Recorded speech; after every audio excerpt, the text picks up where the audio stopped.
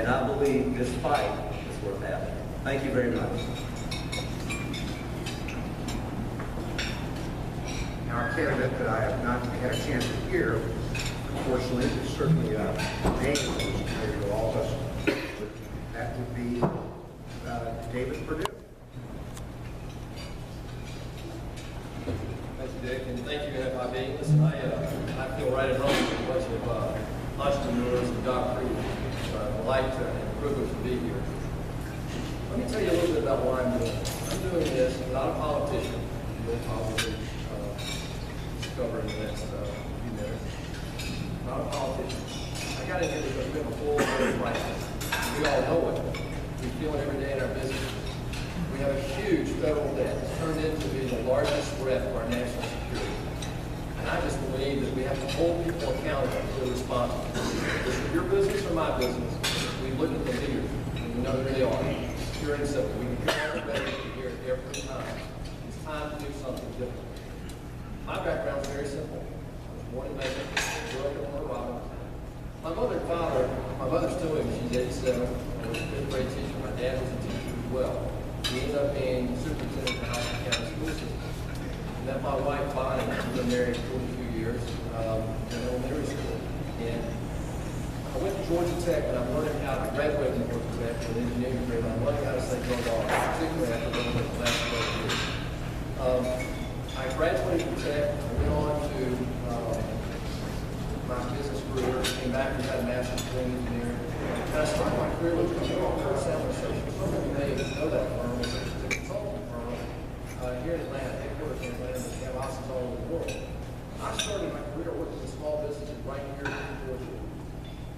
Valley Manufacturing Company in Eastman, and in Riverside Manufacturing Company in Bolton. And I went on from there and had a career I became partnering for about 12 years. Went on to later in my career became a leader with Sarah Lee, where they asked me to go to Hong Kong and open their first headquarters in Asia. And we started from scratch. I was the first person to get off the plane there. And they have a booming business. It's their largest division. Later I became president and CEO of the Reebok brand. This is a company in the 80s. Some of you women, some of your mothers, remember they were the number one brand in the athletic industry. By 1997, when I was calling there, they were full of bankruptcy, and they needed a strong turnaround. I came in as part of the team, president CEO, and we initiated a strong turnaround. Stock was about $7 when I got here. We sold it for $59 about 5 years later. We did it on the back of several things. Number one, we went to our customers, we went to our employees, and we got interested all of a sudden in what was important to them, and it worked. We took those learnings and we went to the NBA and NFL and negotiated the first historic ever deal of exclusive licenses for the NFL and NBA. Effectively kicked Nike out of those leagues for 10 years. We just got back in last year. Later, we got the NHL. I went on from there to Dollar General, where I was chairman and CEO. Another great company, founded on a principle that was very simple. Help families get from payday to payday. And we didn't change that. But what we did do, this was a company that was under investigation by the SEC, later had a larger estate. And I was brought in as part of another team to turn that company around, which we did. We focused on our customers and our employees. You realize that employee turnover in those stores, in store managers, was over 140%. Why? Because they were moving a lot of merchandise and was doing it manually. We went in to change that. How did we even find out about that? Because we sent our executives out to work in the stores. Tell me what you want and you work in the stores, right? So we changed that. Turnover went to 130%, and the rest is history. Great turnover. I then formed, was a co-founder of a small business right here in Georgia. And we focus on exporting American-made products to emerging markets around the world. We bought a trucking company last year. So I feel your pain when you're talking about dealing with the regulatory pressures that come on to the other companies. I remember Sarbanes-Oxley. I lived through that. I'm living through Dodd-Frank right now. I'm living through Obamacare right now. I'll tell you about that later. But it's pure and simple. The time has come to get serious about the $800 billion in the room. We have an $86 trillion future unfunded liability. Federal government that nobody's talking about, related to Social Security, Medicare, and pension benefits for federal employees. That's on top of the $17 trillion already on it. It's the first time since 1945 we've had a federal debt that's larger than our own economy at $16 trillion. And nobody's really facing up to the reality of what we have to do to solve that. In my mind, it's pure and simple. If we want to change this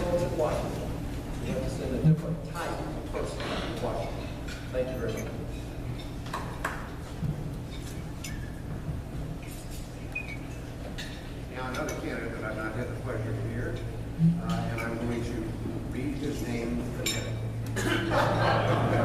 Candidates should need no introduction, but I'm going to hold the program in my hand as I introduce Dr. Branko Rajulovaki. How'd I do? Great. He goes by Dr. Rad. Thank you. It's a pleasure to be here with you today. I'm Branko Rajulovaki, and I go by Dr. Red. That's not a surprise, probably. I'm a physician, a psychiatrist in private practice in Atlanta. And I'm running for the United States Senate because I feel called. I feel called to run for this office because there's a crisis, and it's a crisis of leadership up in Washington. Our elected leaders simply aren't doing the job that they were sent up to Washington to do. The work of the people, small business is just not moving forward. So my involvement in public service really started a number of years ago around reforms to the state mental health psychiatric hospital system here in Georgia. There's a crisis there. Over 100 people were identified as having died under suspicious circumstances. And I helped galvanize a group of mental health advocates to address those concerns. And together we were able to work effectively and get the state to put in over $50 million to help improve those conditions and increase community resources to make sure those folks do not go back to the hospital. Now that was that effort was like a second job for me, but it was something that I did not receive any money for. I felt called to that work, and it was an opportunity to give back to the community. Now, even before going into medicine, I worked on Wall Street as a banker, and then earned my MBA from the University of Chicago. So I believe that my background in finance and in healthcare and running a small business as a solo practitioner and as a mental health advocate have equipped me to be a very strong voice for all of Georgia and Georgia small business up in Washington and work in the true spirit of bipartisanship in an effort to end the gridlock that's been plaguing our nation for the past few years. Now, as a small business owner, I understand what you all are going through, what the challenges that you face, and that we face. I understand the challenge of managing expenses and the challenges also of trying to increase revenues. And I understand also the challenge that we have and the commitment that we have as small business owners to growing our business, that it requires us a full-time job, it's a 24/7 job. We pick up the phone in the middle of the night. We work long hours, we work weekends. I understand the fact that basically the buck stops with us. There are no alternatives. So I plan to bring this understanding up to Washington to work on your behalf, to work as your advocate with passion and purpose to make a difference for all. Thank you.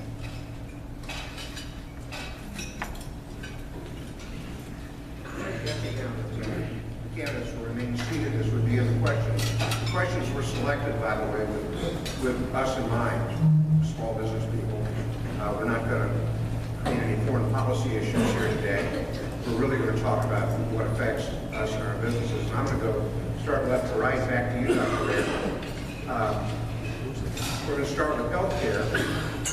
Some of you have already touched on this, but the question is, what do you see as the biggest challenge that small businesses face with the implementation of Obamacare, and what do you propose, how do you propose to fix these? Well, I think we can all agree that our past healthcare system was a failure. It really wasn't working for anyone. And I think we can all agree that what we need and what we want is to increase in affordable and accessible healthcare for as many Americans as possible.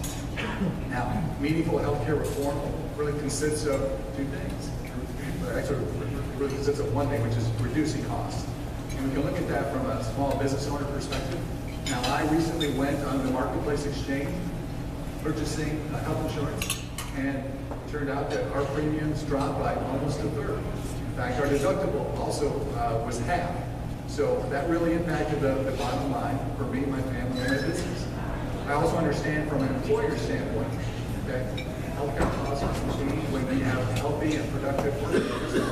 So from my perspective, I think what we need to do is see what are the fixes that need to be made. How can we work together to make those changes? What I think we can't afford as a country is to do a U-turn and go backwards. There's currently no viable alternative. We need to move forward. We need to look at the future. We need to work effectively together. Purdue, is there any question about Obamacare? Well, thank you, Dick, but I have a little different perspective. I think you need to blow the garden thing up and kick it out right now. I'm sorry, I'm a little bit emotional about this because I'm one of 5 million Americans that have been denied dairy insurance. You can't make this up. My wife and I got the letter, as 5 million Americans did, and we had our personal insurance council. And we were told that instead of the policy that I had with a major carrier, that we had researched and we were good consumers, instead of having that policy, that policy was no longer good for us. We didn't know enough about what our needs were. We had to go take what they're telling us we needed. It took about 9 days to get what they thought was the best solution. But here's what it is. My wife and I have been married 42 years. We've got 2 boys in their mid-30s, 3 grandsons.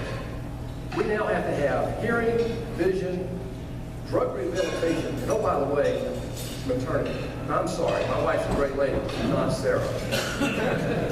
And when it hits home like that, it really makes you think a little more objectively about how bad this law is. It was crammed down the throat of the majority, in my recollection, not many laws that a super majority has ever crammed down the throat of the minority, Republican or Democrat, has ever stood the light of day. Why? Because it didn't have bipartisan thought in terms of the creation of this law. Let me tell you how bad it is. Right now, 70% of us in this room, where 80% of the population, the workforce population, resides right here in small business, 70% of us are have either stopped hiring or have actually cut employment because of the ACA. Today, the workforce in America is at the lowest point, 62%, since the Carter years, in 78, 79. Take that to the bank and ask me what Obamacare is doing to our small businesses. I'm energized by this. I live this every day. 2 million people have signed up, but they're the most high-risk people, the people who needed it the most, but they're not the uninsured. They were insured before. How many of the uninsured are signing up? Very few. I want to be there when they call a 25-year-old kid who's unemployed, graduated from college, still trying to pay back $30,000 in college loans, and they're going to penalize him $2,500 because he doesn't want their insurance the way they want him to have it. The last thing is, so what do you do? Well, right now, in my mind, repealing Obamacare with a Democratic president, Democratic Senate is going to be very difficult in the short term, but I think we can do some things. And by the way, you're going to hear the House Bill 2300. I back Tom Price's bill all day. I think that's a much better technical solution. But here are things that you can do today. You can legislate what the president's already done. And we can argue about whether it's legal or not that he did it, but the Congress has this responsibility. They can actually legislate a delay in the employer and employee mandate until January 1, 2017. Give us 2 years to get the economy going again. Get them off our backs. And give us time to see how bad this law really is. Thank you. Congressman Casey, your shot at the same question.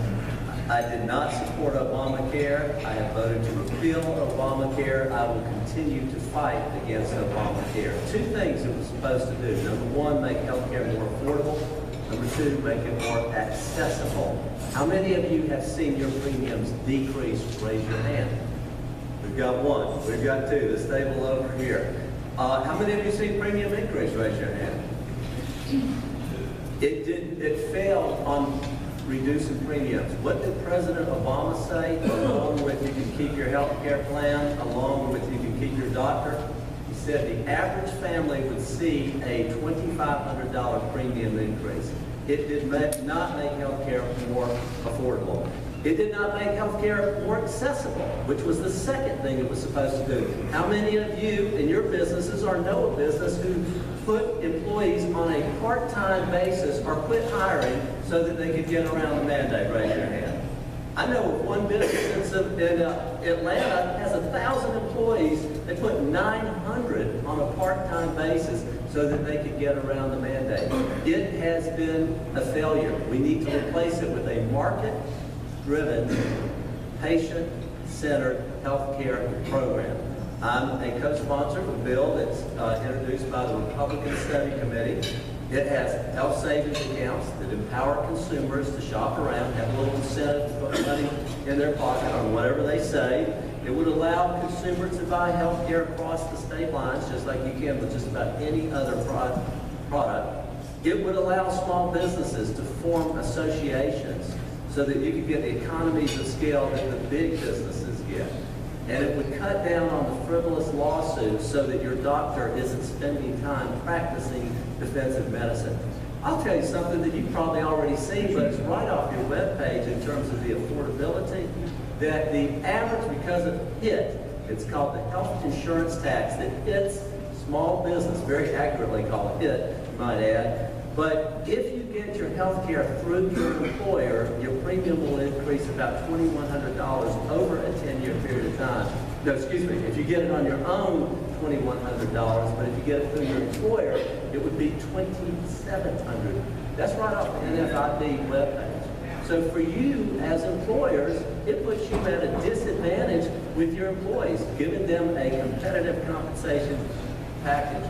We need to absolutely defund it and replace it with a market-driven, patient-centered healthcare plan. Thank you. Thank you, Congressman Kingston. Karen Hamel? Thank you. Of course, we need to fully repeal and replace Obamacare, or as I like to call it, the Obama healthcare tax, because it is $800 billion in new taxes. But one thing that strikes me about all of this is you know, for Congress, especially on the Republican side, we try to always want to blame the Democrats, but the truth is that when Hillary Care, quote unquote, was derailed some years ago, what happened? Nothing. Absolutely nothing. And results really do matter. And so for all of us, as we look for who is going to be our next United States Senator, we need to look for individuals who are going to come to the table with solutions and who are going to have the ability and the resolve to actually move things forward. My friend Congressman Tom Price has H.R. 2300. If you haven't taken a look at it, I urge you to do so. It aligns almost perfectly with your entire list of principles that you would like to see in healthcare reform. For example, it does level the playing field in terms of the treatment for employer-sponsored and individual market, insurance market. It levels the playing field for self-employed and other small businesses, opens up the door for defined contribution health insurance options. In addition to that, it has portability of plans. It has a high-risk pool. It does allow for more health savings accounts. And importantly, it addresses tort reform in a more robust way so that we can start to deal with the incredible exponential increases in costs driven by defensive medicine. Most importantly, it protects your relationship between you and your doctor so that you are the ones driving your healthcare decisions. Because folks, if the federal government can come in and define for us what our health care will be, it means that the federal government can tell us what our health care will not be. So we need to fully repeal Obamacare, get moving with a patient-centered solution like Tom Price's H.R. 2300, and then we have to have the resolve to move it forward and make sure that we're driving for solutions. Margaret Thatcher sometimes called it relentless incrementalism, but we have to get up every single day with individuals who are going to be working relentlessly to do positive things for Georgia and for America. Thank you, Karen. And now the second of our three doctors running for the U.S. Senate, Dr. Phil Gingrich. Dick, thank you very much. I would ask each one of you to go to my website, gingrich.com, because on there is a video, and that video says, repeal or go home. Basically, it says Dr. Gingrich will repeal Obamacare in his first term in the United States Senate, a 6-year term, or he'll go home. Now, why would I make such a profound statement? Because this is, without doubt, the worst piece of legislation that has ever been passed in this country, and it needs to be repealed and replaced. There's no shortcuts here. Now, to do that, though, of course, we Republicans have to take over the Senate. We have to have control of the Senate, and we will in the 2014 elections. And that starts right here in the state of Georgia. We keep Georgia red, we keep Georgia in the Republican column, but we have got to get rid of this law. I have voted 40 times in opposition to it. 4 of those votes were complete repeal. The other votes were